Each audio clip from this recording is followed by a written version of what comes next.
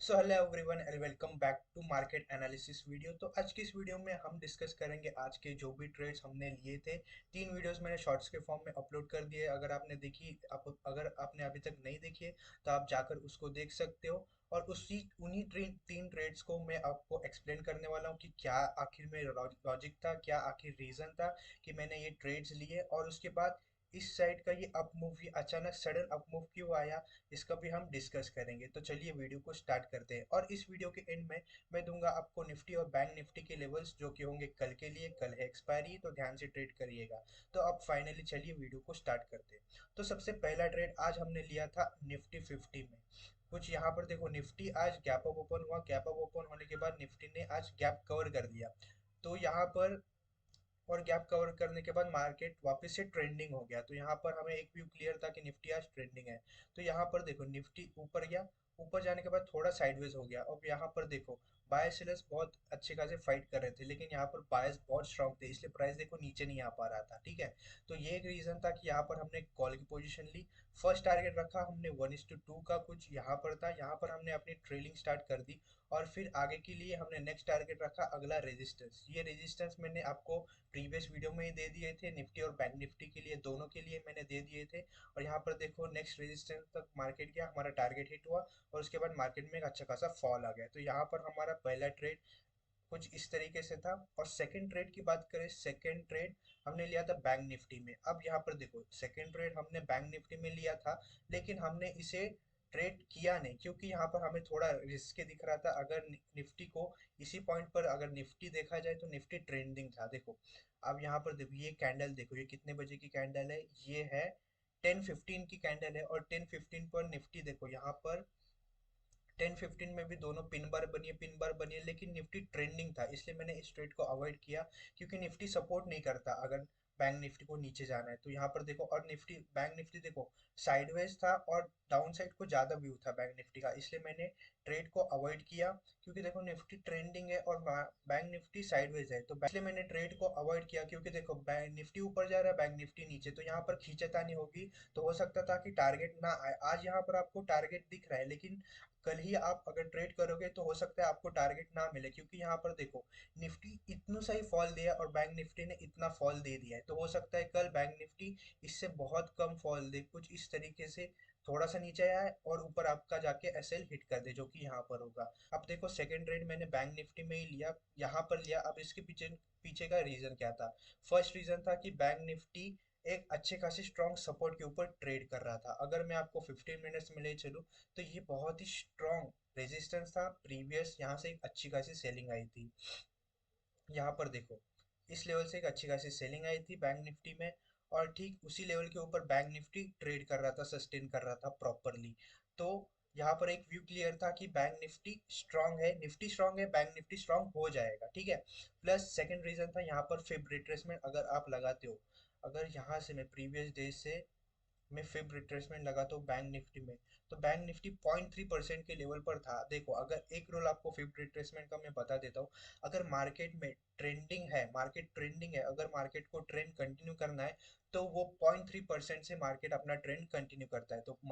तो bank Nifty भी उसी लेवल के आसपास था, प्लस एक स्ट्रॉन्ग सपोर्ट था। जो अब यहाँ पर दो कंफर्मेशन हो गए। थर्ड कंफर्मेशन था हमारा स्ट्रेंथ और वीकनेस। जैसा कि आप यहाँ पर देख सकते हो 3 मिनट टाइम फ्रेम पर, यहाँ पर देखो, सेलिंग आई, बाइंग आई, फिर से सेलिंग आई, सेलिंग थोड़ी वीक आई, फिर से बाइंग स्ट्रांग आई।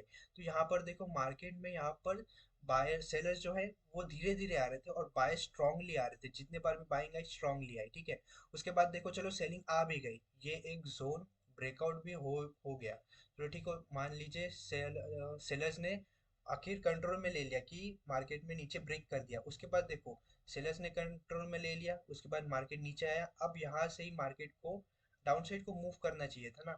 इस तो यहाँ तक आया, अब यहाँ से एक पिन बार बना के या फिर कोई बेरिश पैटर्न बना के मार्केट को कंटिन्यू करना चाहिए था।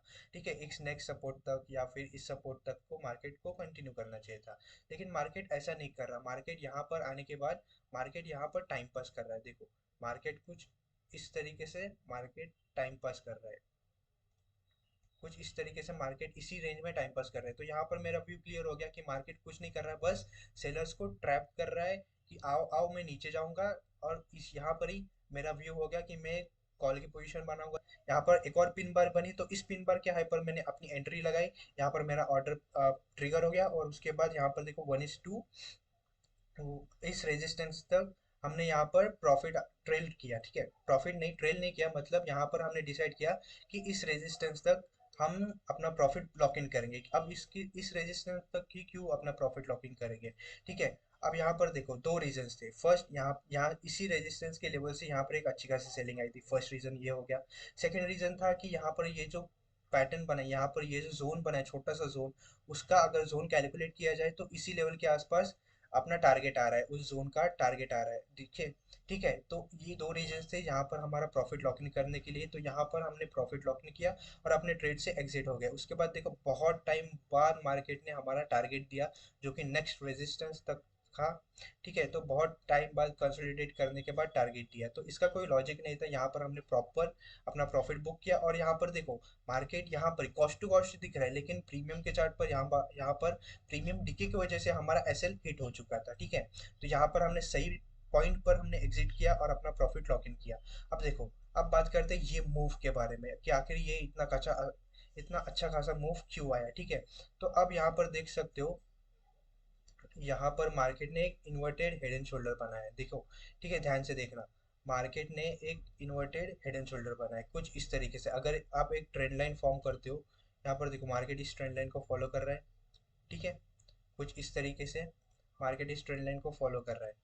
तो मार्केट ने कुछ इस तरीके से कंसोलिडेटेड वे में एक इन्वर्टेड हेड एंड शोल्डर बनाया है। ठीक है, जिसका ब्रेकआउट मार्केट ने दिया, और ब्रेकआउट होने के बाद यहाँ पर ब्रेकआउट हो और इसको रिटेस्ट करके मार्केट रैली कर गया। ठीक है, तो ये एक रीजन था कि मार्केट में एक अच्छी खासी रैली आई। देखो यहाँ पर मैंने ट्रेड नहीं लिया, क्योंकि यहाँ पर देखो मैं कैंडल्स के बेसिस पर ट्रेड करता हूँ, तो मुझे यहाँ पर इस लेवल का ब्रेकआउट हुआ। ब्रेकआउट होने के बाद रीटेस्ट हुआ, लेकिन रीटेस्ट पर कोई अच्छी बुलिश कैंडल नहीं बनी, जैसे पिन बार। मोस्टली मैं पिन बार पर ट्रेड करता हूँ, तो यहाँ पर कोई पिन बार नहीं बनी, इसलिए मैंने ट्रेड नहीं लिया। और सेकेंड रीजन था कि मैं थोड़ा काम में बिजी था अपना। मैंने यहाँ पर मेरा प्रॉफिट हो गया, तो यहाँ पर मैंने डिसाइड किया कि मैं सेकेंड हाफ में ट्रेड करूंगा, जब एक दो के टाइम फ्रेम, जब 1 या 2 बज रहे होंगे तब मैं ट्रेड करूंगा। ठीक है, तो यहाँ पर मैं थोड़ा इग्नोर किया चार्ट को। जैसे ही मैंने चार्ट देखा, तो यहाँ पर एक अच्छी खासी रैली आई थी, और हमें एंट्री का मौका भी नहीं मिला। अगर मैं एक्टिव होता, ट्रेडिंग अगर चार्ट देख रहा होता, तो मैं शायद एंटर भी करता, अगर यहाँ पर अच्छी खासी कोई बुलिश कैंडल बनती तो ठीक है, यहाँ पर इस लेवल तक का मेरा टारगेट था। यहाँ पर देखो मार्केट ऊपर गया, और हमारे ही रेजिस्टेंस से वापस मार्केट में एक अच्छी खासी सेलिंग आई। तो यहाँ पर जितना भी बाइंग प्रेशर आया था, उतना ही सेलिंग आई गई। तो यहाँ पर जितनी बाइंग आई थी, उतनी सेलर्स ने एब्जॉर्ब कर लिया बाइंग को। ठीक है, उसके बाद देखो मार्केट साइडवेज हो गया, और मार्केट मार्केट ऊपर जा रहा है, साइडवेज हो रहा है। ठीक है, ऊपर जा रहा है, फिर से बायर्स सेलर्स आ रहे हैं, बाइंग आ रही है, सेलिंग आ रही है। तो यहाँ पर हमने कंप्लीट अवॉइड ही कर दिया, क्योंकि देखो जो मार्केट को, बैंक निफ्टी को मूव करना था, वो मार्केट ने यहाँ पर ही मूव कर दिया।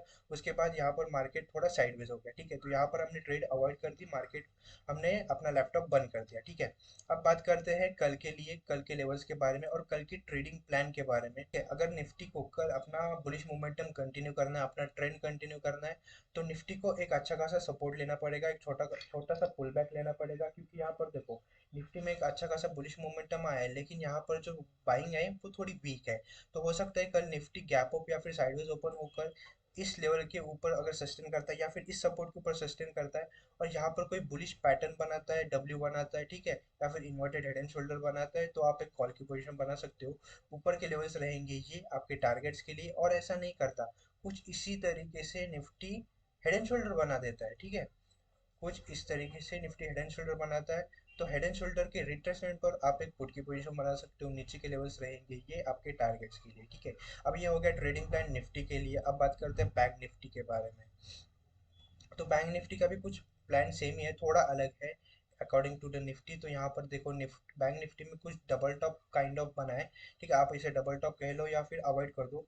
अगर बैंक निफ्टी कल या यहाँ पर अगर गैप अप ओपन होता है, तो आप एक कॉल की पोजीशन बना सकते हो बुलिश पैटर्न के ऊपर, चाहे हेड डब्ल्यू बनता है तो। लेकिन अगर बैंक निफ्टी साइडवेज ओपन होकर इस लेवल को ब्रेक करता है, ठीक है, तो इस लेवल के रिट्रेसमेंट पर आप एक पुट की पोजीशन बना सकते हो, अगर आपको सेलर स्ट्रॉन्ग दिखते हैं तो। वरना अवॉइड कीजिए पुट की पोजीशन बनाना। ठीक है, तो नीचे के लेवल्स रहेंगे ये आपके लिए, और ऊपर के लेवल्स रहेंगे ये टारगेट्स के लिए। तो अगर इस वीडियो से कुछ सीखने मिला हो, तो वीडियो को लाइक से चैनल को सब्सक्राइब जरूर कर देना। अगली वीडियो में मिलते हैं। राधे राधे।